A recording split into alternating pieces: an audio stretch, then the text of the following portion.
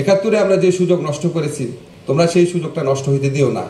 তোমরা আমাদের জুলাইয়ের নেতা ছিল, আরো অন্তত 5-10 বছর আমাদের নেতা থেকে আমাদের রাষ্ট্রকে একটা কাঙ্ক্ষিত গন্তব্যে পৌঁছে দিও। সবচেয়ে বেশি আমার যেটা মনে হচ্ছে এদের যে ইনোভেটিভ আইডিয়াগুলো, যে এই যে একটা জায়গায় নাহিদ তাদেরকে বলছে, আমরা তখন পুলিশ প্রচন্ড চাপ সৃষ্টি করছে, ডিজিএফআই চাপ সৃষ্টি করছে আলোচনার জন্য।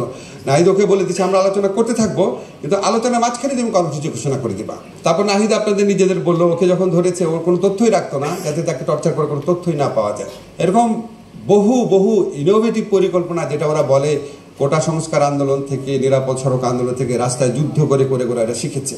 তো এখানে আপনার ওরা স্ট্র্যাটেজিক কারণে আক্তারকে পিছনে রেখেছে, এই জন্য আক্তারের গল্পটা আমরা কম জানি।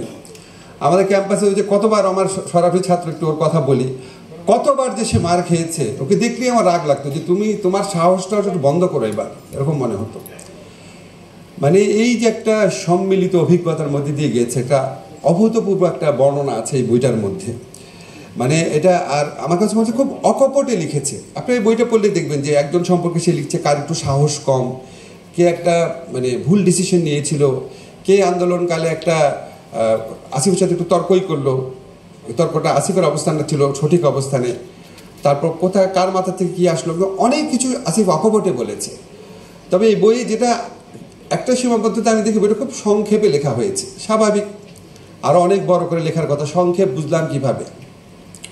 যেমন একটা জায়গায় বর্ণনা আছে যে ধরেন আমি ওরা আলোচনা করছে, 11টা-12টার সময় আসলাম, তারপর কিন্তু একটা দীর্ঘ আলোচনা হয়, দীর্ঘ আলোচনা, ইউনুসারের প্রসঙ্গ আসে, ছাত্ররা সরকার থাকবে কিনা ওটা আসে। আমি নিজের দেখে আমার মনে আছে জিনিসটা, আমরা প্রায় 1 ঘন্টা আলোচনা করেছি, কিন্তু এটা একটা লাইনে আছে। এরকম এই বইতে আরও অনেক জায়গায় নিশ্চয়ই এরকম আছে। তো আসিফের পক্ষে এই বইটা লেখা একটা কাজ করেছে যেন ভুলে না যায়, এটা ধরে ধরে আরও বড় লেখা যাবে। আরেকটা হচ্ছে কি, এই গল্পের মধ্যে কিছু চরিত্রের মানে উল্লেখও নাই, কিন্তু আমি চিনি চরিত্রগুলোকে। আমি একটা ঘটনা আপনাদের বলি। এখানে আসিফের বইতে একটা বর্ণনা আছে যে ওদের আন্দোলনের সমর্থকরে উদয়ন স্কুল আর ইউলাইভ স্কুলের ছাত্ররা, ওরা রাজু ভাস্কর্যে যায়, ওদেরকে পায় নাই, কারণ ওরা অন্য জায়গায় ছিল। সেখানে তারা ছাত্রলীগের সাথে মারামারি করে পিটায় তারা চলে আসে, ওদেরকে পায় নাই। এখন এই যে যারা গেল ওখানে, এখন কোনো ছেলের নাম নেই, কারো নাম নাই, কিন্তু আমি ওদের একজনকে চিনি। কি ভয়ঙ্কর গল্প দেখেন, সে একজন শিক্ষকের ছাত্র, আমাদের ঢাকা ইউনিভার্সিটির শিক্ষকের, আমাদের ফিজিক্সের টিচার। একদিন হঠাৎ দেখি সে উদ্ভ্রান্তের মতো আমাদের বাসায় আসছে, বলে স্যার আমার সর্বনাশ হয়ে গেছে। কি হয়েছে? তার ছেলে রাজু ভাস্কর্যে গিয়ে ছাত্রলীগের সাথে মারামারি করেছে, মারামারি করার পর তার কয়েকটা বন্দুক প্রচণ্ড আহত হয়েছে।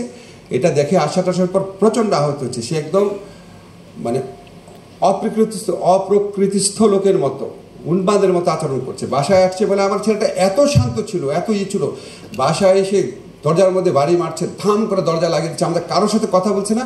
হঠাৎ করে রাত 2টা-3টার সময় শুনেছে আজিমপুরে মারামারি হচ্ছে, শুনে সে দৌড়ে বেরো হয়েছে ছিটকে, এখন তার কোনো খোঁজ পাচ্ছি না। কারণ ওইখান থেকে কোনো একজন খোঁজ দিয়ে বলেছে তার ছেলে এখানে আছে, ওইটা খোঁজ পেয়ে সে পাগলের মতো করছে কোথায় তার ছেলেকে খুঁজে পাবে। আমার কাছে যেটা মনে হচ্ছে, নাহিদ বলছিল যে আমাদের প্রত্যেকেরই একটা করে গল্প আছে, প্রত্যেকেরই একটা গল্প আছে, অনেক ডিটেইল গল্প আছে। তা আমরা সবসময় নাহিদকে ভালোবাসি, আসিফকে ভালোবাসি, মাহফুজকে ভালোবাসি, রিফাতকে ভালোবাসি। আমি একটা জিনিস আমার সবসময় মনে হয় কি, এরকম নাহিদ, আসিফ, রিফাত আরও অনেক আছে। তাদের কেউ মরে গেছে, তাদের কেউ আহত হয়ে গেছে, তাদের কেউ কষ্ট নিয়ে বুকে কষ্ট নিয়ে বেঁচে আছে। আমরা সবার যে অভূতপূর্ব আত্মদানের মধ্যে দিয়ে 71-এ আমরা যে সুযোগ নষ্ট করেছি, তোমরা সেই সুযোগটা নষ্ট হইতে দিও না। তোমরা আমাদের জুলাইয়ের নেতা ছিল, আরও অন্তত 5-10 বছর আমাদের নেতা থেকে আমাদের রাষ্ট্রকে একটা কাঙ্ক্ষিত গন্তব্যে পৌঁছে দিও, এটাই আমার প্রত্যাশা।